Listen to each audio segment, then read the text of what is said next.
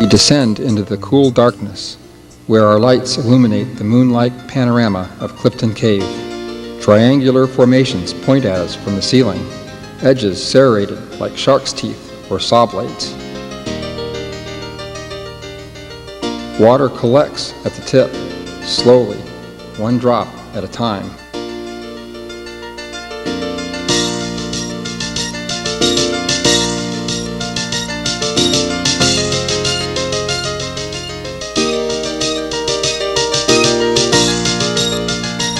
We step carefully over the pie-crust edges of brimstone pools and pause to admire the intricate ripples of miniature dams and the still, reflective water.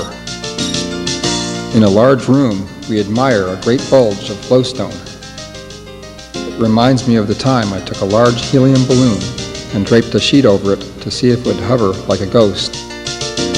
More mounds of stalagmites and flowstone rise up before us like a castle.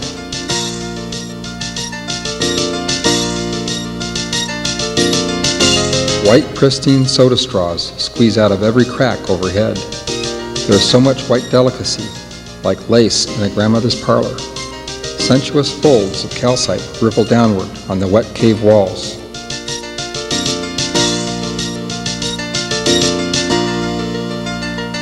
We find what we've been searching for, angel's wings, belonging, I imagine, not to some rosy-cheeked, harp-playing, cloud-sitting cherub, but to a mighty guardian, muscular as those sinewed columns, as hard and smooth as the stalagmites surrounding us, as ageless as this ancient cave, with wings of transparent stone.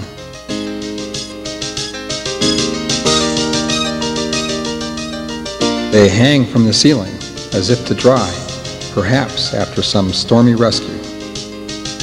Their colors are rich and golden, shaded with bands of minerals and something not quite real.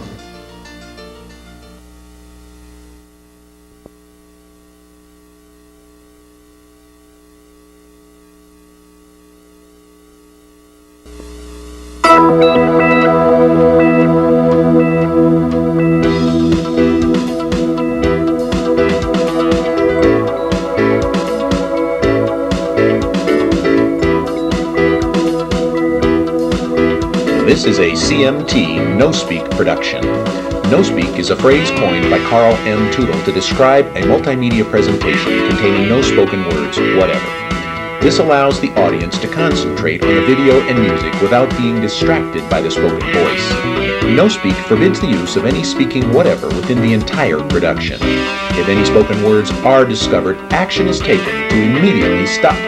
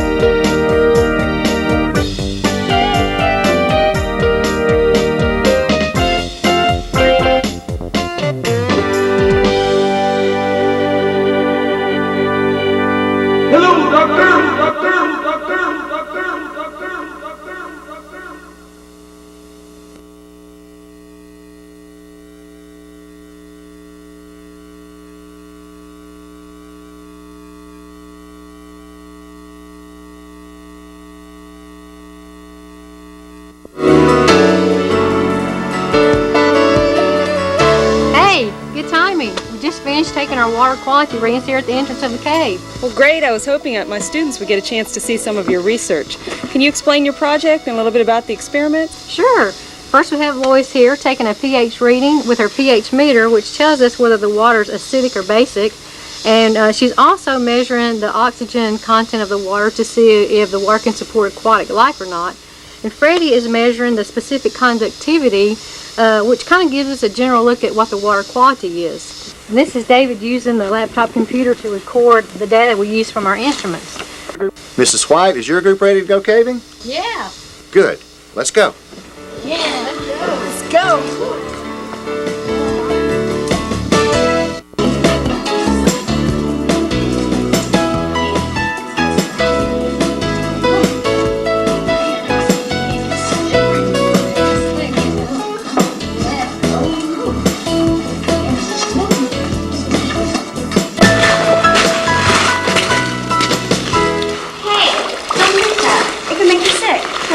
Animals live in it. There could be microscopic bacteria and other toxic chemicals in the water that you can't even see. It could be polluted by runoff from a nearby farm or from some non-point source pollution. What's non-point source pollution? That's a great question. Would everybody gather around so you can hear the answer?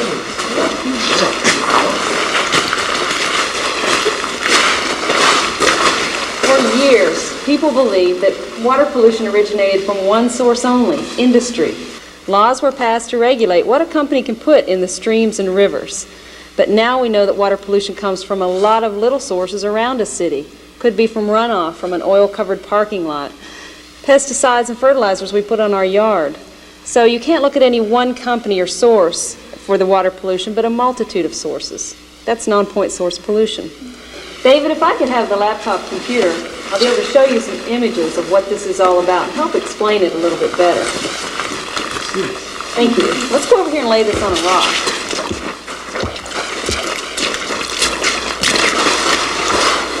Gather around. I have a cross-sectional view of a mountain with a cave in it. It might help explain this. There you go. Okay. And there's a sinkhole. You see, for years, people used to just dump their household trash, broken appliances, and other things down the sinkhole. But what they didn't realize was they were poisoning their own water supply. Oh, that's true. Rainfall would then collect into a stream and flow down to the sinkhole that was filled with the trash. There, the water would become polluted and continue flowing down the cave. At the bottom of the cave, landowners would dig a well where they believed was a clean supply of drinking water, but eventually, over time, the water became polluted and unsuitable for drinking. Some people believe if they're on county or city water supply, that water pollution isn't a problem. Well, counties and cities have to get their water from someplace, and that's usually a large well. It ends up costing a lot of money. For example, this county recently spent $16 million for a water treatment plant to clean drinking water that used to be clean enough to drink without treatment. That's a lot of money. It is. It adds up. And who ends up paying for that? We do, in the form of higher taxes and water bills. So it pays to be a good steward of the land and properly dispose of garbage. Absolutely.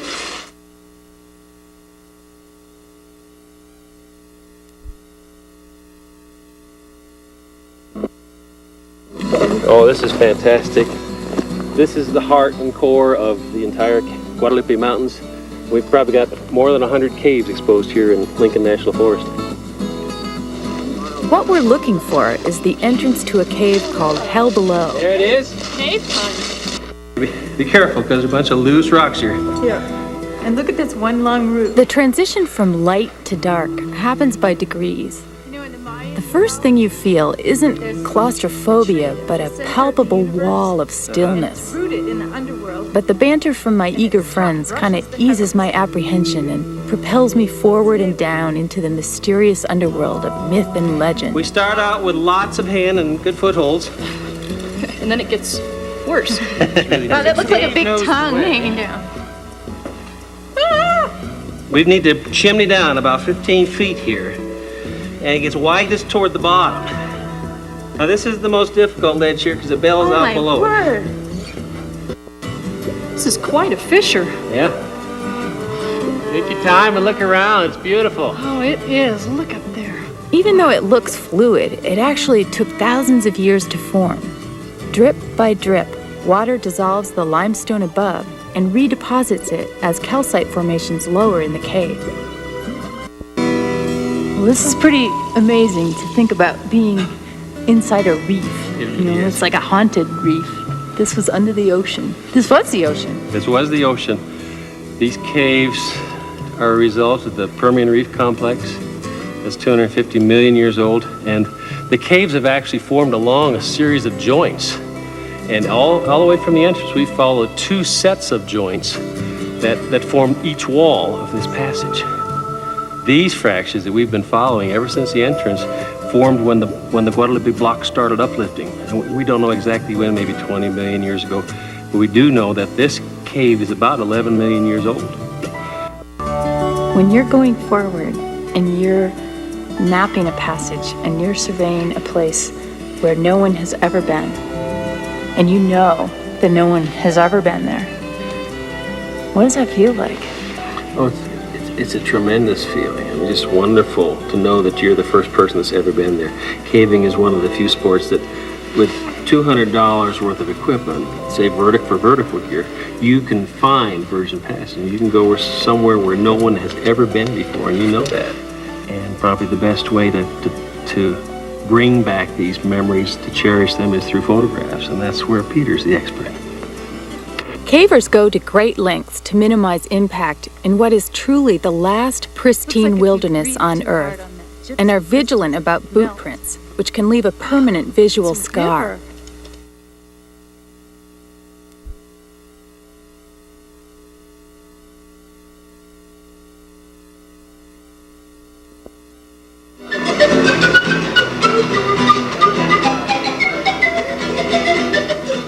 The cenote San Eduardo is located near the town of Taco. It was first explored in April 1998. A small opening next to an alamo tree leads to an air-filled cavern and a breakdown pile. Small boulders and slick pathways create a treacherous slope down to the water 25 feet below. It took 2 hours to lower our gear into the cenote, negotiate the breakdown pile down to the water, and assemble our gear for the dive.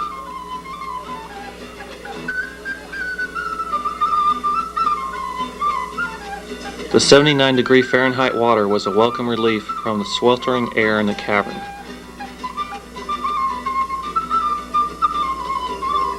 As we submerged, I noticed that the floor of the cavern was covered with white flakes. These flakes are calcite rafts that form at the surface and then later sink to the floor. As I began following the lines in the cave, I was amazed at the clarity of the water. The walls and ceilings were bright white limestone. The water was clear and blue. Conditions allowed our lights to illuminate the scene for well over 100 feet. With such a huge cavern zone, it seemed strange that the lines in the cave didn't go very far. I was sure that there had to be more passages. Looking around, I spotted a bedding plane in one corner of the cavern. It was small, but it looked like there might be a room on the other side of it.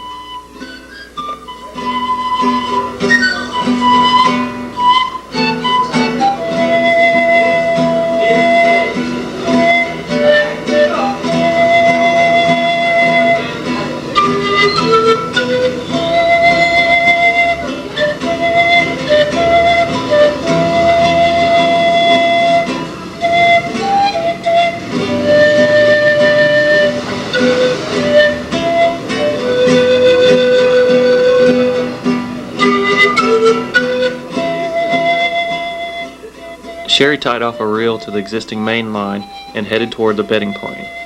She squirmed her way into a small room.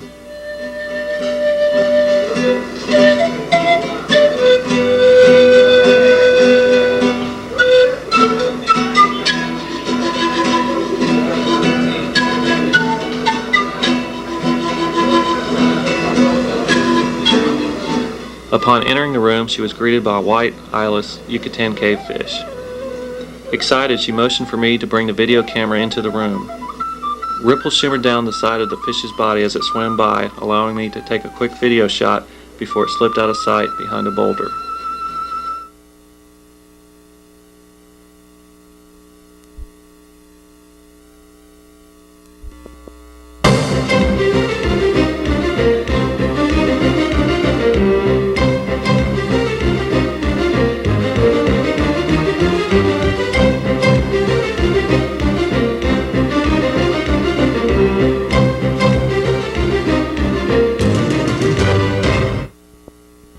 We are going to cover a number of practical aspects of visiting wild caves: equipment, procedures to prepare you for emergencies, techniques and skills for visiting wild caves, and an introduction to vertical caving.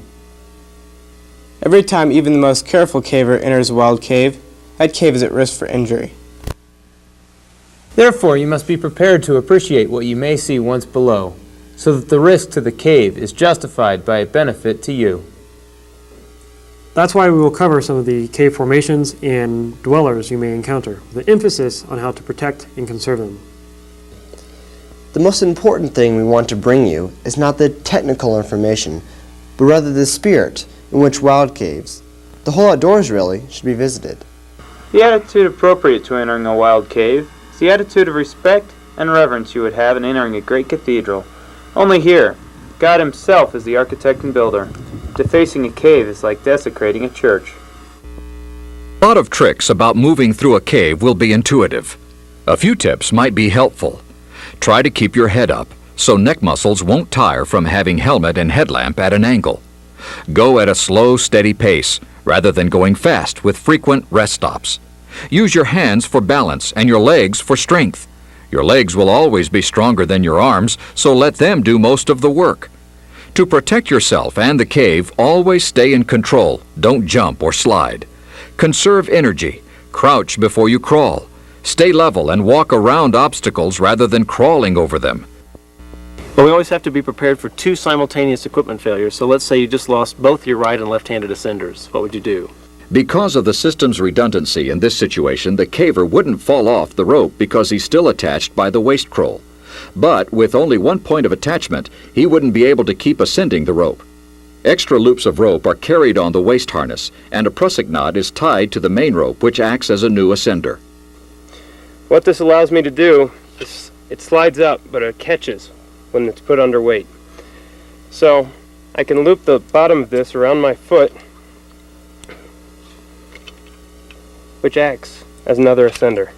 But the very worst possible situations must be prepared for. Well, just as you're about to put on your other ascender, suddenly your headlamp went out. Well, I've practiced doing these knots in the dark so that I can do them with my headlamp out. Critical outdoor skills like knot tying must be practiced until they are second nature and can be tied correctly under extreme circumstances of fatigue, cold, fear, and dark.